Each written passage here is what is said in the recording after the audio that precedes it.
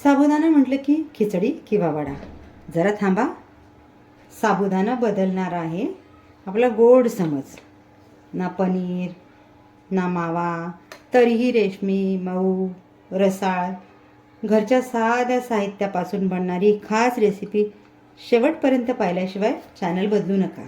चला तर मग करूयात सुरुवात आजच्या रेसिपीला. यासाठी मी घेतले 1 वाटी साबुदाणे. साबुदाणे मी छान 2 तास भिजवून घेतलेले आहेत. मिक्सरच्या भांड्यामध्ये आपण भिजवलेले साबुदाणे घालून घेतले. त्यामध्ये घालतोय 2 चमचे साखर आणि 3 चमचे मिल्क पावडर. हे सर्व साहित्य आपल्याला आता मिक्सरला वाटप करून घ्यायचं, पाणी न घालता. या पद्धतीने पाणी न घालता मी मिक्सरला याचं जेवढं बारीक करता येईल तेवढं वाटप करून घेतलं.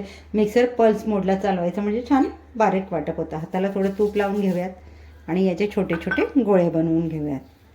छान याचे आपले पनीरचे होतात ना बॉल्स, तसे मऊसूद बॉल तयार होतात अगदी छान या पद्धतीने. तर याच पद्धतीने मी याचे उर्वरित सर्व बॉल्स रेडी करून घेते. सर्व बॉल्स रेडी झालेल्याने जरा बाजूला ठेवूयात. मी एक पॅन घेतला आहे, त्यामध्ये घालून घेते अर्धा लिटर फुल फॅट मिल्क. यामध्ये ॲड करते 2 चमचे मिल्क पावडर. दूध आपलं रूम टेम्परेचरचंच आहे, त्यामध्ये मी 2 चमचे मिल्क पावडर घालून घेतलं आहे. मिल्क पावडर छान मिक्स करून घेते आणि त्यानंतर आपण गॅस सुरू करून घेणार आहोत. मिल्क पावडर अगोदर छान मिक्स करून घ्यायचं आहे, म्हणजे मिल्क पावडरच्या गाठी पडणार नाहीत. मिल्क पावडर आपलं मिक्स झालेलं आहे. आता मी गॅसची फ्लेम ऑन करून घेते. आता आपल्याला गॅसची फ्लेम फुल ठेवून याला एक उकळ काढून घ्यायचं आहे. दूध आपल्याला सतत हलवत राहायचं. दुधाला छान उकळ आला, यामध्ये घालून घेतो आपण आपले रेडी केलेले साबुदाणा बॉल्स.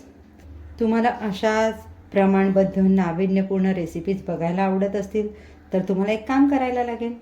आसनाच किचनला लाईक शेअर सबस्क्राईब करायला लागेल, म्हणजे तुम्हाला अशा छान छान रेसिपीचे नोटिफिकेशन्स येत राहतील. दुधात आपण सर्व बॉल्स घालून घेतलेले. गॅसची फ्लेम आपल्याला अगदी कमी करायची आहे आणि 10 मिनटं कमी फ्लेमवर हे शिजवून घ्यायचे आहेत. 10 मिनटं आपण छान मंद गॅसवर याला शिजवून घेतले. साबुदाणा गोळे छान फुलून आलेले आहे. आता मी इथे घालून घेते 3 चमचे साखर. तुम्ही तुमच्या आवडीनुसार साखर इथे कमी जास्त घेऊ शकता. साखर घालून 2 मिनटं आपल्याला हलवत राहायचं, म्हणजे खाली साखर चिकटणार नाही. साखर घालूनही आपण याला एक 2 ते 3 मिनटं छान उकळ काढून घेतला आहे. ते घालते मी 2 चमचे काजू आणि बदामची पावडर. काजू बदामची पावडर आपण छान मिक्स करून घेतलेली आहे. आता आपल्याला इथे एक 2 ते 3 मिनटं याला शिजवून घ्यायचं आहे. एक 2 ते 3 मिनटं आपलं शिजवून झालेलं आहे. आता आपली साबुदाणा रसमलाई रेडी झालेली आहे. गॅस घालून घेऊयात आपण. ही रसमलाई मी 2 भांड्यांमध्ये हाफ डिवाईड करून घेते.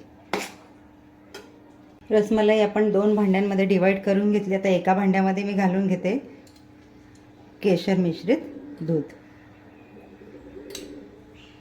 आणि मिक्स करून घेते.